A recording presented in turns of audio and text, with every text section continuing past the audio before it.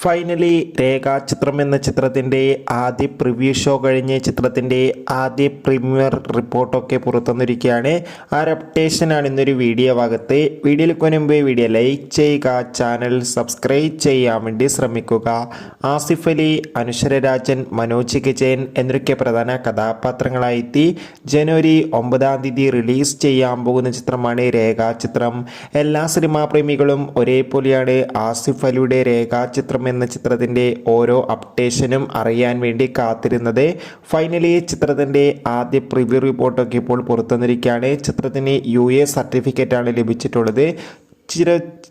ചിത്രം കണ്ട കുറച്ച് പേർ ഇപ്പോൾ ഇങ്ങനെയാണ് പറയുന്നത്, ചിത്രം 2025-ലെ ആദ്യ ബ്ലോക്ക് ബസ്റ്റർ ആണെന്നും ചിത്രത്തിൽ നമുക്ക് ആസിഫ് അലിയുടെ അതിഗംഭീരമായ പെർഫോമൻസ് ഒക്കെ കാണാൻ വേണ്ടി സാധിക്കുന്നുണ്ടെന്നും.